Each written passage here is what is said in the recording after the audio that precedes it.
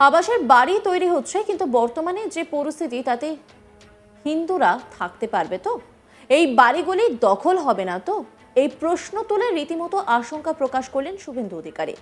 তিনি বলেন, যে দিকে যাচ্ছে আমাদের পালানোর জায়গা খুঁজতে হবে। আবাস হবে, ভাঙবে গড়বে, সব দখল করবে ওরা। আফগানিস্তানে এটাই হয়েছে, একদম শূন্য করে দিয়েছে। তিনি বলেন, বাংলাদেশ শেষ করার প্ল্যান চলছে। বিরোধী দলনেতা শুভেন্দু অধিকারী ঠিক কি বলেছেন শোনাব আপনাদের। শুধু হিন্দু হওয়ার কারণে এক কাপড়ে বরিশাল থেকে পালিয়ে এসেছিল, আর আমাদেরও যেদিকে যাচ্ছে 31 সালের পরে আমাদেরকেও পালানোর রাস্তা খুঁজতে হবে, জায়গা খুঁজতে হবে। তাই ভাতা আসবে যাবে, আবাস হবে, আবার ভাঙবে গড়বে।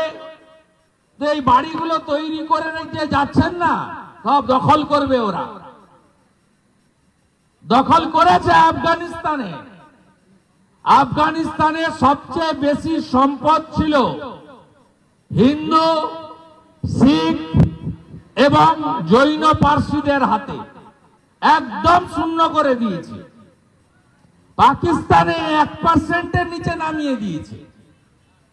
লাহোর, ইসলামাবাদ থেকে শুরু করে সব বড় শহর, শিক্ষা, বিজনেস, সম্পদ, অর্থ সব ছিল হিন্দু, শিখ, পার্সিদের হাতে।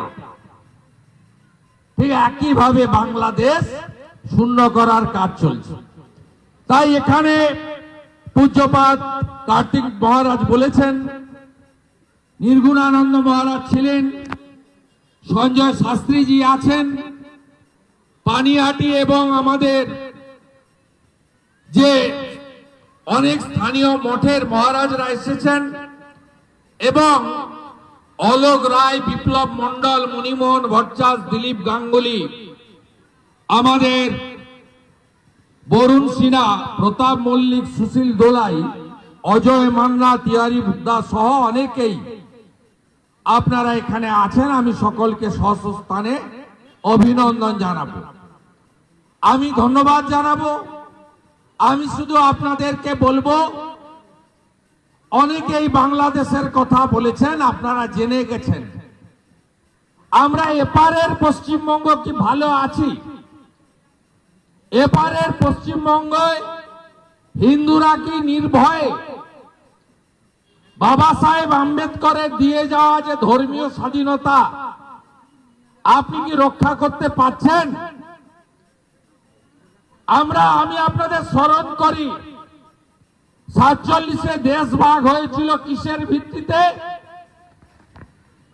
কংগ্রেস আর মুসলিম লীগের ভিত্তিতে নয়, দেশ ভাগ হয়েছিল দ্বিজাতি তত্ত্বে। সেদিনকে যারা দেশ ভাগ করেছিলেন তারা পাকিস্তানের অংশ বাংলাদেশকে হিন্দু শূন্য করেছেন, আর ভারতবর্ষে হিন্দুদের বিপজ্জনক, বিপদ সংকুল জায়গায় ছেড়ে দিয়ে চলে গেছেন। দ্বিজাতি তত্ত্বে যদি দেশ ভাগ হয়, মুসলিমদের জন্য পাকিস্তান, হিন্দুদের জন্য হিন্দুস্তান, তাহলে আজকে এই অবস্থা আমাদের কেন? এছাড়াও চিন্ময় কৃষ্ণ প্রভুর গ্রেপ্তারি নিয়েও রীতিমতো ক্ষেপে ওঠেন শুভেন্দু অধিকারী। তিনি বলেন, আমাদের মধ্যে বিভাজন রয়েছে। এই গোটা ঘটনায় হিন্দুদের এক হওয়ার বার্তা দেন শুভেন্দু অধিকারী। কি বলেছেন তিনি শোনাব আপনাদের। আইনি লড়াই করে দিয়ে গেছেন, এই জায়গায় আমাদের এই অবস্থা কেন?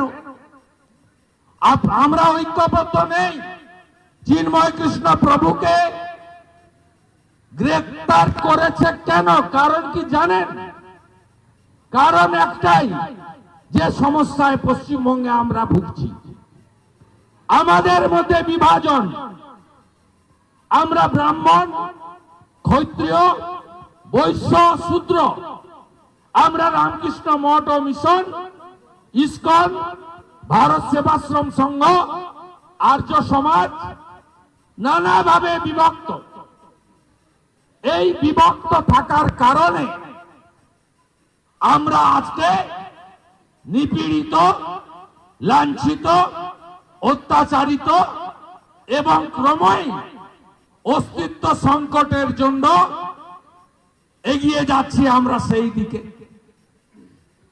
চিন্ময় কৃষ্ণ প্রভু বাংলাদেশে 5ই আগস্টের পরে জামাত হেফাজত এবং প্রো পাকিস্তানিদের হাতে, জঙ্গি মৌলবাদের হাতে সরকার চলে যাওয়ার পরে সেখানকার সনাতনীদের বলেছিলেন, তুমি ব্রাহ্মণ, তুমি ক্ষত্রিয়, তুমি বৈষ্ণব, তুমি বাবা লোকনাথ ব্রহ্মচারীর শিষ্য, তুমি ঠাকুর অনুকূল চন্দ্রের শিষ্য, তুমি মতুয়া, তুমি ঠাকুর হরিচাঁদ ঠাকুর, গুরুচাঁদ ঠাকুরের শিষ্য, তুমি দলিত, তুমি তিলি তেলি, স্বর্ণকার, কুম্ভকার, মালাকার, তুমি কায়স্থ, তুমি মাহেশ্ব, ঠিক আছে, কিন্তু আলটিমেটলি তুমি সনাতনী। এসো আমরা 2 কোটি সনাতনী আছি 17 কোটির মধ্যে, ঐক্যবদ্ধ হই, নইলে আমাদের অস্তিত্ব বিপন্ন হবে। 47-এ দেশ ভাগের সময় পূর্ব পাকিস্তানের ওই অংশে হিন্দু জনসংখ্যা ছিল 33%, 71-এ বাংলাদেশ সৃষ্টির সময় হিন্দু জনসংখ্যা হলো 22%, আর এখন হিন্দু জনসংখ্যা বাংলাদেশে 7.5। তার মধ্যে ধর্ম ছাড়ো নয় কর্ম ছাড়ো, আত্মসমর্পণ করছে লোক। রতন মজুমদারকে বলা হলো, তুমি ধর্ম ছাড়বে না কর্ম ছাড়বে? বলল, আমি কর্ম ছাড়তে পারবো না। আরে ভাই আসতে, আমাদের সেই রতন মজুমদারের নাম কি হলো জানেন? রতন মজুমদারের নাম হলো শেখ শফিউল্লাহ। শুভেন্দু অধিকারীর এই বক্তব্যে রীতিমতো চারিদিকে রাজনৈতিক পারদ চড়ে গেল। এই ঘটনা এবার হিন্দুদের ফের এক হওয়ার বার্তা দিয়ে আগামী দিনে বাংলাদেশের এই পরিস্থিতি মোকাবেলা কিভাবে হবে সেই বার্তাও দেন শুভেন্দু অধিকারী।